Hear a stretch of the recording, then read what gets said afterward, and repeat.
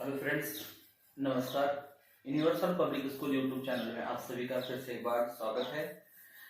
आज हम बात करेंगे कारक के बारे में। मतलब कारक किसे कहा जाता है, कारक का प्रयोग कहाँ किया जाता है, यानी इनके प्रकार कितने हैं, यानी कारक की किस तरह से यानी क्या है, यानी विभक्तियां हैं, यानी हमें इसे क्या है जानना है। तो यानी आज सबसे पहले हम बात करते हैं यानी कारक किसे कहा जाता है, कारक की परिभाषा क्या है, यानी कारक का कार्य वाक्य में कहाँ कहाँ पे प्रयोग किया जाता है, या फिर हम कारक किसे कहेंगे वाक्य में।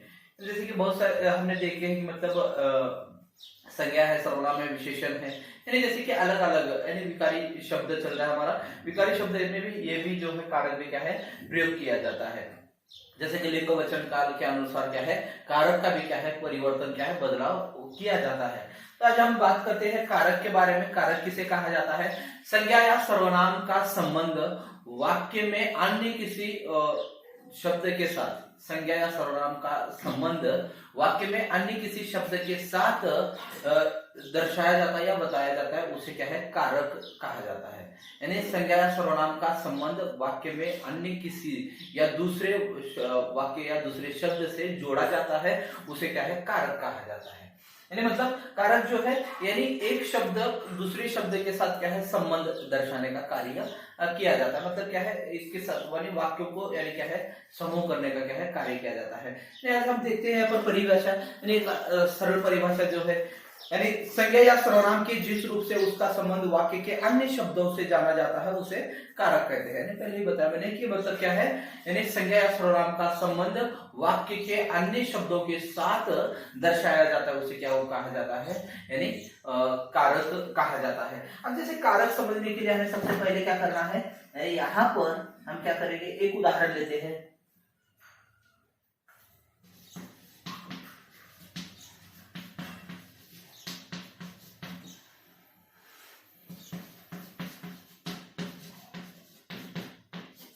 लड़का छत गिर पड़ा, यानी ये जो शुद्ध यानी क्या है वाक्य है, यानी इसी के अंदर क्या है कारक विभक्तियों का क्या है प्रयोग करना है।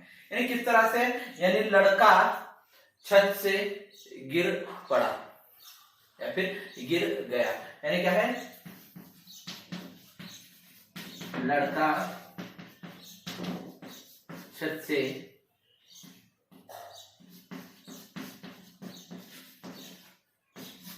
गिर पड़ा।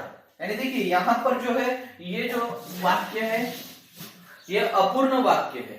यहाँ पर इस वाक्य में जो है यानी कारक विभक्तियों का प्रयोग नहीं है, इसीलिए अशुद्ध रूप से क्या है वाक्य लिखा गया है। और यही वाक्य अगर शुद्ध रूप से जो कि यहाँ पर से लड़का छत से गिर पड़ा, यानी क्या है लड़का छत से गिर पड़ा, यानी यहाँ पर जो है यानी ये क्या हुआ है यानी पूर्ण रूप से क्या है लिखा गया है। तो यानी देखिए यहाँ पर यानी ये अशुद्ध है ये शुद्ध है, यही शब्द जो है से जो शब्द है यानी कारक कहा जाता है। मतलब जो से शब्द है यानी लड़की का और गिरने का कहां ना कहां एक दूसरे के साथ संबंध है, यानी कहां से गिर रहा है, इसके प्रकार है। मतलब क्रिया का फल किसके ऊपर गिर रहा है, क्रिया का फल कर्म पर गिर रहा है या कर्ता पर गिर रहा है, यानी उसके अलग अलग प्रकार है। यानी यहाँ पर जो है से, के, ने, को या पर, में, ये शब्द जो है सभी के सभी क्या है कारक के ही क्या है प्रकार है। मतलब क्या है यानी लड़के ने खाना खाया, ने जो शब्द है यानी लड़का है यानी लड़के के साथ ने आया है, तो यानी इसके प्रकार है, यानी ये कर्ता का है। और यहाँ पर जो है लड़का छत से गिर पड़ा, यानी क्या है ये यानी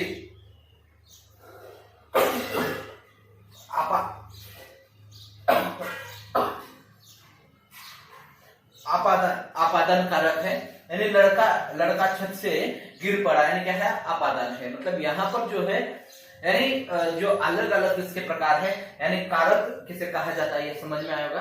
संज्ञा या सर्वनाम का संबंध वाक्य में अन्य शब्दों के साथ दर्शाने वाले शब्दों को क्या है कारक कहा जाता है। यानी यहाँ पर अब कारक के प्रकार में देखना है। कारक के मूलतः 8 प्रकार है।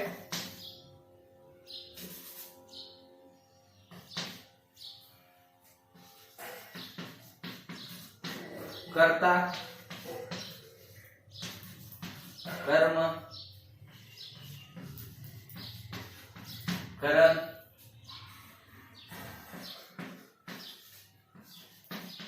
संप्रदान,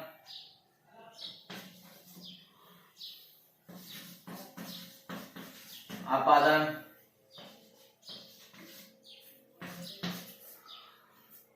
उसके बाद है संबंध,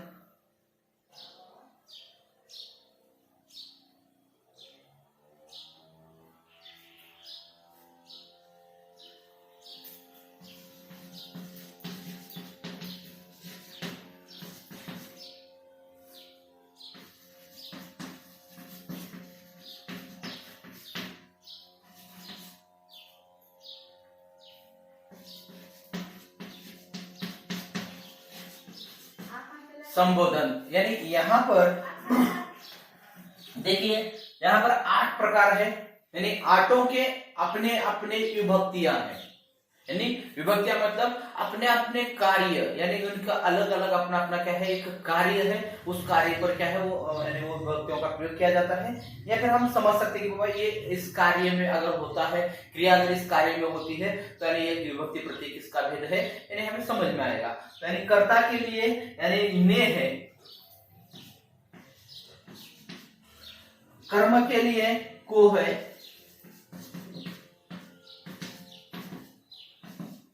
करण के लिए से के द्वारा,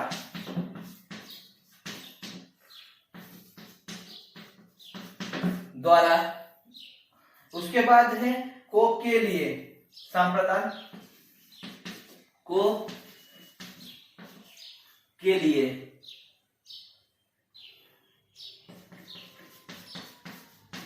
और अपादान का है से, मतलब ये अलग होना, अलग होना ये होता है। और संबंध के लिए का की के रा री रे, का की के रा री रे।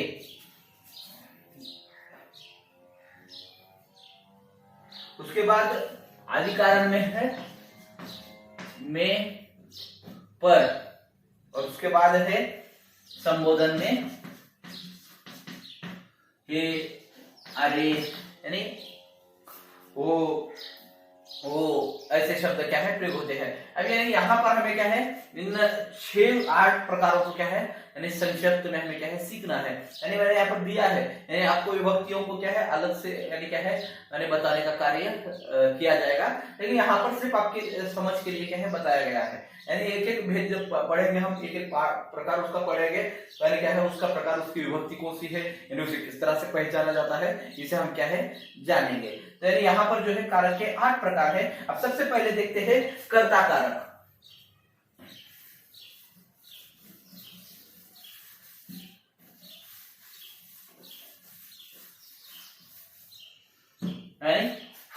सबसे पहले कर्ता कारक। अब कर्ता कारक का जो है यानी परिभाषा देखेंगे, शब्द के जिस रूप से क्रिया को करने वाले का बोध होता हो उसे कर्ता कारक कहा जाता है। शब्द के जिस रूप से यानी क्रिया के करने वाले का बोध होता हो, शब्द के जिस रूप से क्रिया को करने वाले का बोध होता है वहां पर कर्ता कारक किया जाता है। यानी देखिए यहां पर जो है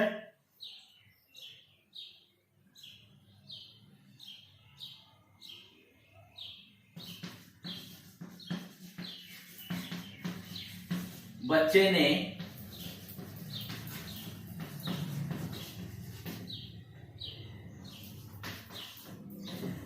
अब देखिए यहां पर बच्चे ने घड़ी तोड़ दी, यानी ये जो है यानी क्या है, किसने तोड़ा है यहां पर घड़ी, यानी क्रिया को करने वाला, यानी क्रिया को कौन कर रहा है, घड़ी तोड़ने का कार्य यहाँ पर किसके द्वारा किया जा रहा है, तो यानी बच्चे के द्वारा किया जा रहा है। इसीलिए या फिर आप समझ सकते हैं कर्ता मतलब सब्जेक्ट के साथ में जो विभक्ति कारक विभक्ति प्रत्यय लगते हैं उसे क्या है कारक यानी क्या है कर्ता कारक कहा जाता है। कर्ता के मतलब सब्जेक्ट के साथ ने अगर प्रयोग किया जाता है तो यानी कर्ता ही है, समझना है। यानी ने अगर कर्ता के साथ में प्रयोग किया जाता है तो यानी क्या है, कर्ता ही कहा जाता है। या फिर एक आध उदाहरण ऐसे भी आता है, भारत मैच जीत गया, भारत मैच जीत गया, यानी यहाँ पर जो है कारक की नहीं है, यानी इसमें जो है भारत मैच जीत गया तो यानी क्या है, भारत की क्रिया यानी क्या है, कर्ता को कर रहा है, यानी भारत ने काम किया है यहाँ पर, यानी जो क्रिया को करने वाला है उसे क्या है, जिस शब्द से क्रिया को करने वाले का बोध होता है उसे क्या है, कर्ता कारक कहा जाता है। मतलब यहाँ पर बच्चे ने घड़ी तोड़ दी, यानी बच्चा यहाँ पर क्या है, घड़ी तोड़ने का क्या है, कार्य किया है। तो यानी क्रिया किसके द्वारा हुई है, यानी ये क्रिया कहां पर हो रही है, तोड़ने की क्रिया, घड़ी, यानी क्या तोड़ा है वो बात अलग है, लेकिन किसने तोड़ा है, यानी बच्चे ने तोड़ा है, यानी बच्चे ने तोड़ देने का क्या है, यहाँ पर कार्य किया है, इसीलिए कर्ता कारक है। कर्ता कारक का विभक्ति प्रत्यय यानी ने है, ये जो है कर्ता कारक है, इसी को हम क्या है, कर्ता कारक कहा जाता है। इसका लक्षण जो है, जो कार्य करता है, यानी लक्षण अगर कहेंगे, यानी इसका इफेक्ट कैसे समझ में आता है, जो कार्य करने वाला है, जिसके द्वारा कार्य किया जा रहा है उसे कर्ता कारक कहा जाता है। यानी कार्य क्या कौन किया है, यहाँ पर बच्चे ने किया है, किसका क्या क्या क्या कार्य किया है, घड़ी को तोड़ने का कार्य यहाँ पर बच्चे के द्वारा हुआ है, इसीलिए कर्ता कारक है। अब उसके बाद दूसरा वाला हमें देखना है, कर्ता के बाद है कर्म।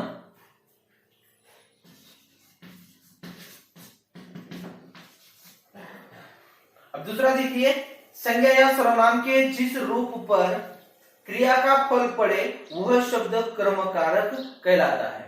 यानी देखिए, संज्ञा या सर्वनाम के जिस रूप पर क्रिया का फल पड़े, यानी संज्ञा या सर्वनाम के जिस रूप पर यानी किसका फल पड़े, क्रिया का फल पड़े, उसे क्या कहा जाता है, यानी कर्म कारक कहा जाता है। तो यानी देखिए, कृष्ण ने बलराम को गदा दी, मां बच्चे को दूध पिला रही है,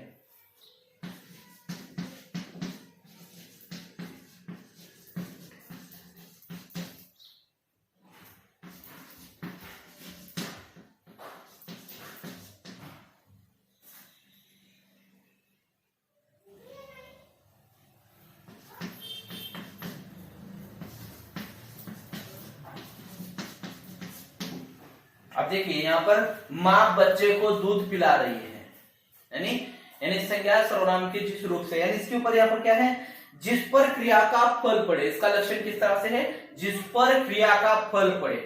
माँ बच्चे को दूध पिला रही है, दूध किसे पिला रही है, कर्ता, सब्जेक्ट किसके लिए काम कर रहा है, यानी बच्चे के लिए, यानी माँ बच्चे को, यानी क्रिया का फल किसके ऊपर हो रहा है, क्रिया किसके ऊपर हो रही है, यानी बच्चे के ऊपर, यानी ये बच्चा है, ये क्या है, कर्म है, इसके साथ में विभक्ति प्रत्यय लगा है को, क्योंकि यहां पर दूध पिलाने की क्रिया किस पर हो रही है, बच्चे पर हो रही है, यानी इसीलिए यहां पर बच्चा जो है यानी क्या है, कर्म है, और इसकी विभक्ति प्रत्यय क्या है, को है। या फिर यानी यहां पर जो है यानी क्या है, यानी जिसका लक्षण है जिस पर यानी क्रिया का फल पड़े, यानी क्या है, लक्षण इसकी किस तरह से है, जिस पर क्रिया का फल पड़ता हो, यानी किस पर, यानी क्या है, क्रिया का फल किसके ऊपर पड़ा है, यानी कर्म के ऊपर पड़ता है, तो उसी को क्या कहा जाता है, यानी कर्म कारक कहा जाता है। इसका क्या है, को, पहले वाले का कर्ता का क्या है,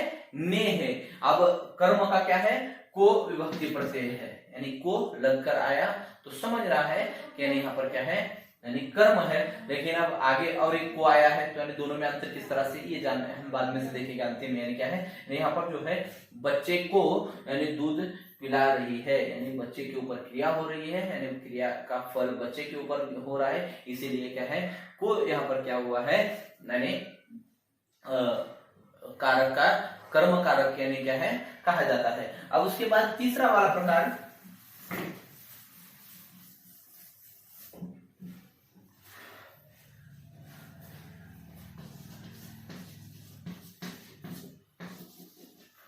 करण। उदाहरण देखना है, यानी पहले सबसे पहले परिभाषा को समझेंगे, यानी कर्ता जिस साधन से कार्य करता है उसे करण कारक कहते हैं। कर्ता जिस साधन से यानी क्या करता हो, कार्य करता हो उसे क्या है, करण कहा जाता है। मतलब सब्जेक्ट, यानी कर्ता मतलब सब्जेक्ट जिस साधन, साधन मतलब किसी वस्तु के द्वारा या किसी साधन के द्वारा अपनी क्रिया को पूर्ण कर रहा है, यानी क्या है, उसे क्या कहा जाता है, यानी करण कहा जाता है। अब देखिए यहां पर यानी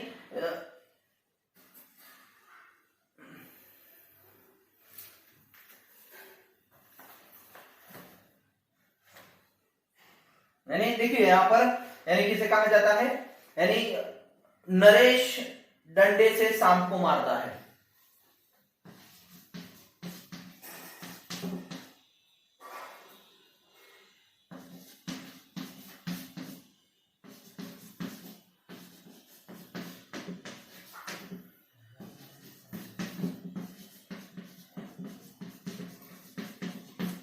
अब देखिए यहां पर यानी कर्ता जिस साधन से अपनी क्रिया को पूर्ण कर रहा है, यानी कर्ता जो है सब्जेक्ट, यानी अपनी क्रिया को, पहला वाला क्या है, कर्ता का, यानी क्या है, पहला वाला जो है यानी कर्ता के ऊपर परिणाम पड़ता हो, यानी जो करने वाला है उसे कर्ता कहा जाता है। और दूसरा वाला जो है कर्म पर फल पड़ा हो, यानी किसका, क्रिया का फल किस पर पड़े, कर्म पर पड़े। और तीसरा जो है यानी कर्ता जो है किसी साधन के द्वारा अपनी क्रिया को क्या है, पूर्ण कर रहा है। साधन मतलब यहां पर आया है, ये कर्ता है, कर्ता एक डंडा लिया है, साधन है, डंडा मतलब क्या है, साधन है, वस्तु है, यानी साधन से यानी क्या है, सांप को मारता है, यानी सांप को मारने का यहाँ पर क्या है, क्रिया की गई है। यानी ये शेर, यानी से जो है यानी साधन के द्वारा किया गया है,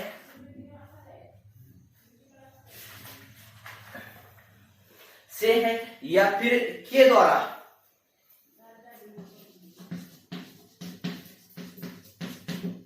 के द्वारा, यहां पर जो है यानी के द्वारा और से जो है कर्ता यानी करण कारक का यानी क्या है, उदाहरण है। यानी यहाँ पर नरेश डंडे से सांप को मारता है, यानी सांप को किससे मारा है, डंडे से मारा है, इसीलिए यहाँ पर क्या है, कर्ता कारक कहा जाता है। अब उसके बाद जो सॉरी करण कारक कहा जाता है। उसके बाद देखिए संप्रदान कारक, संप्रदान कारक चौथा वाला नियम जो है, यहाँ पे इसको विभक्ति पढ़ते से और के द्वारा।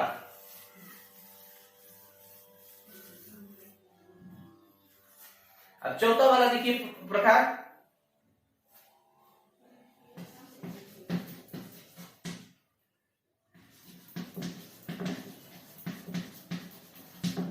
संप्रदान कारक, यानी संप्रदान कारक कहा जाता है चौथा वाला। अब चौथा वाला देखिए, जिसके लिए क्रिया की जाती है उसका ज्ञान कराने वाले संज्ञा सर्वनाम रूप को संप्रदान कारक कहा जाता है। जिसके लिए क्रिया की जा रही है, जिसके लिए भी क्रिया की जा रही है उसे क्या कहा जाता है, संप्रदान कारक कहा जाता है। संप्रदान कारक का उदाहरण देखिए,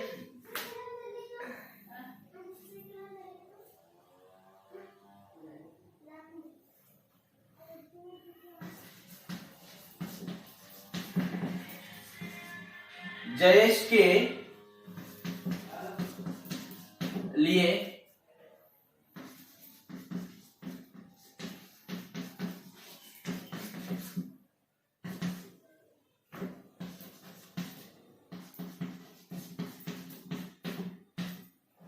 जयेश के लिए फूल यानी क्या है, यानी फल लाओ, जयेश के लिए फल लाओ। यहाँ पर जिसके लिए क्रिया की जा रही है उसे क्या कहा जाता है, संप्रदान कारक कहा जाता है। जिसके लिए क्रिया की जा रही है उसे क्या है, संप्रदान कहा जाता है। संज्ञा सर्वनाम शब्द से जिसके लिए क्रिया की जा रही है उसे क्या है, संप्रदान क्या है, कहा जाता है। संप्रदान मतलब यहाँ पर जयेश के लिए किया जा रहा है, यहाँ पर सब कुछ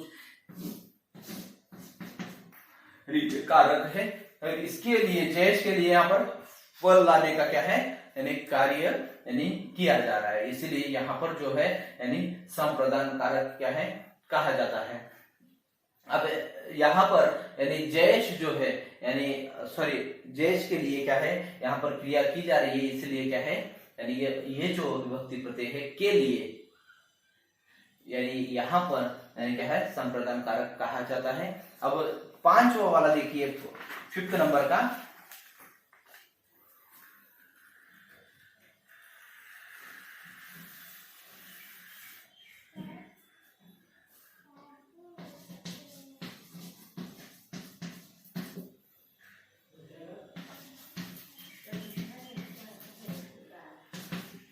अपादान कारक। अपादान कारक संज्ञा या सर्वनाम के जिस रूप से क्रिया के अलग होने का बोध होता हो, संज्ञा या सर्वनाम के जिस रूप से क्रिया के अलग होने का बोध होता हो, सारे का सारा क्रिया का ही कार्य है। क्रिया किसके आधार पर हो रही है, यानी यहाँ पर क्रिया अलग हो रही है, तो क्रिया वहां पर क्या है, किसी के काम करने का कार्य हो रहा है, यहाँ पर किसी के साधन को ले रही है, या क्रिया खुद कर रही है, क्रिया का फल कर्म पर पड़ रहा है, यानी ऐसे अलग अलग सभी का सभी क्रिया के आधार पर ही क्या है, यानी कारक यानी पहचाना जाता है। तो अब यहाँ पर संज्ञा या सर्वनाम के जिस रूप से यानी क्रिया अलग होने का बोध होता है, यानी किसी शब्द का अलग क्रिया के अलग होने का बोध होता हो, उसे क्या है, अपादान कारक कहा जाता है। अपादान कारक। अब यहाँ पर देखिए अपादान कारक का उदाहरण हम समझते हैं। यहाँ पर विभक्ति प्रत्यय है से,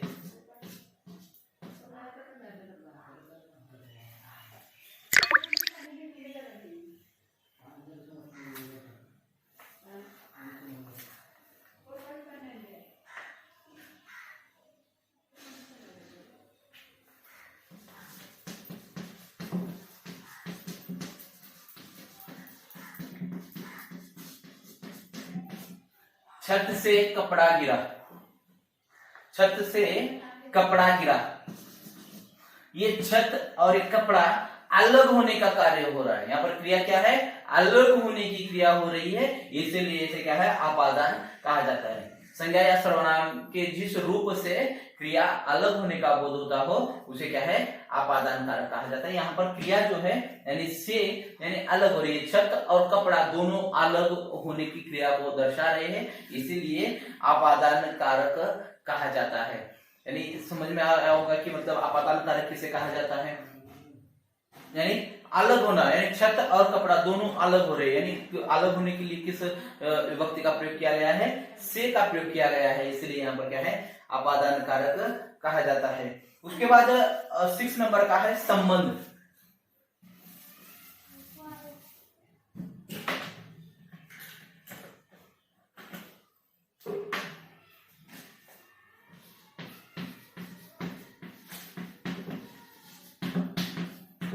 संबंध अब किसे कहा जाता है, संबंध कारक। संज्ञा के जिस रूप से एक वस्तु का दूसरी वस्तु के साथ संबंध का बोध होता है, उसे संबंध कारक कहा जाता है। संज्ञा के जिस रूप से एक वस्तु का दूसरे वस्तु के साथ संबंध होता है, यानी वहां पर क्या है, संबंध कारक कहा जाता है। यानी यहां पर का, की, के, रा, री, रे, यानी ये विभक्ति प्रत्यय है। अब यहां पर देखिए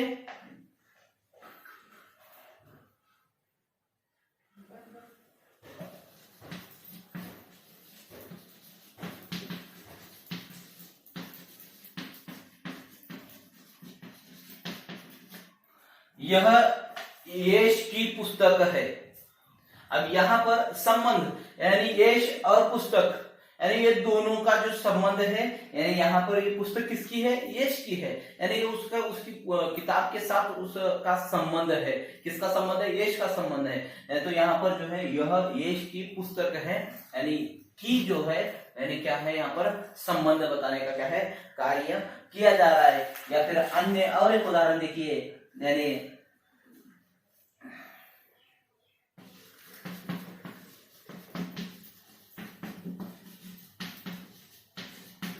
नैना का भाई प्रतियोगिता जीत गया।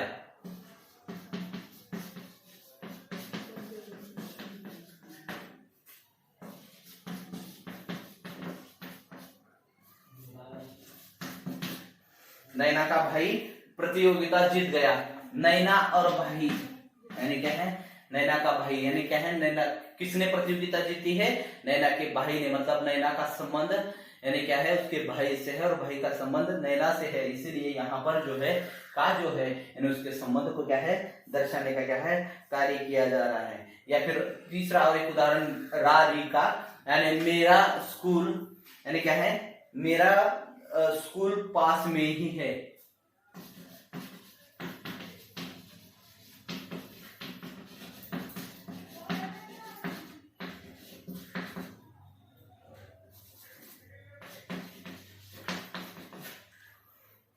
मेरा स्कूल पास में ही है, यानी यहाँ पर राह जो है यानी कारक का यानी प्रयोग किया जा रहा है, यानी संबंध, यानी मेरा, यानी मैं मेरा और स्कूल का, यानी दोनों का संबंध क्या है, आसपास होने के बारे में बताया जा रहा है। यानी क्रिया क्या बता रही है, संबंध को बता रही है, इसलिए क्या है, यानी इसे संबंध कारक कहा जाता है।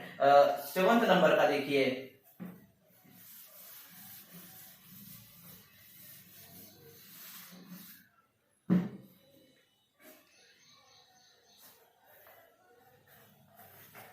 अधिकरण।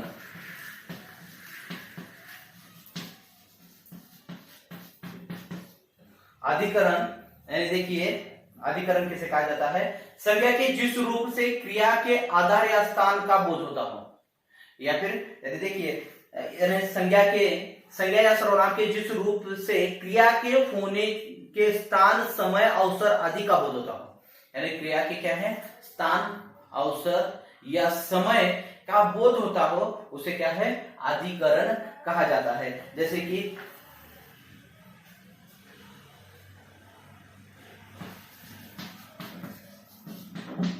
घर में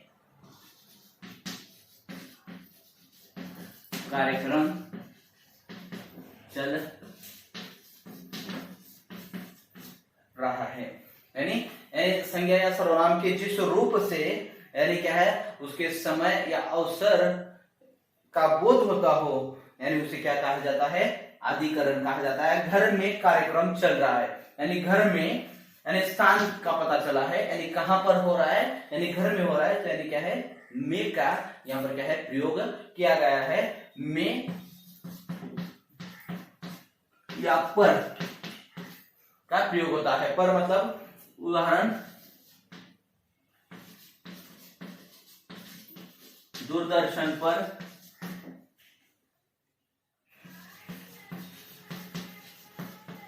समाचार आ रहे हैं, यानी दूरदर्शन पर समाचार आ रहे हैं, दूरदर्शन पर यानी क्या है, एक चैनल है, उस चैनल पर क्या है, यानी समाचार आ रहे हैं, यानी क्या है, न्यूज आ रही है। तो यानी मतलब क्या है, स्थान या समय या उसके अवसर का बोध होता है, उसे क्या है, अधिकरण कहा जाता है। यानी क्रिया के स्थान या समय का बोध होता हो, यानी उसे क्या है, अधिकरण कहा जाता है। यहाँ पर अंतिम जो है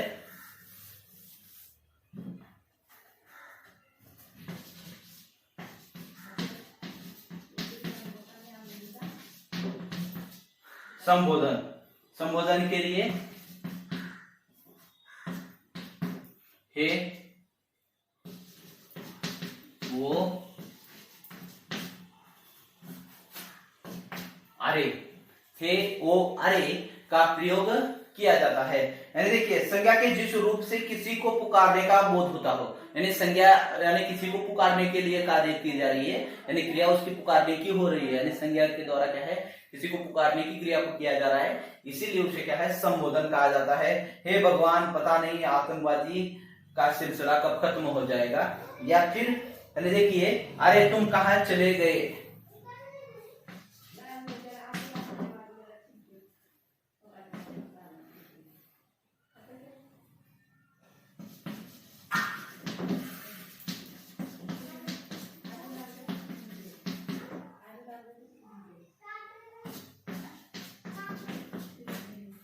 अरे तुम कहाँ चले गए हैं, यानी यहाँ पर अरे जो प्रयोग हुआ है, यानी किसी को पुकारने के लिए या फिर किसी को क्या है, कुछ यानी क्या है, पूछने के लिए क्या है, अरे शब्द का क्या है, संज्ञा ने क्या है, प्रयोग किया गया है, इसीलिए यहाँ पर क्या है, संबंध यानी क्या है, कहा जाता है। अब यहाँ पर देखिए,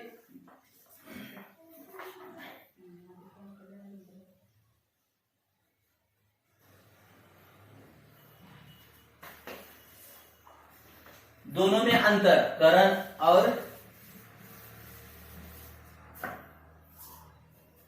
और अपादान।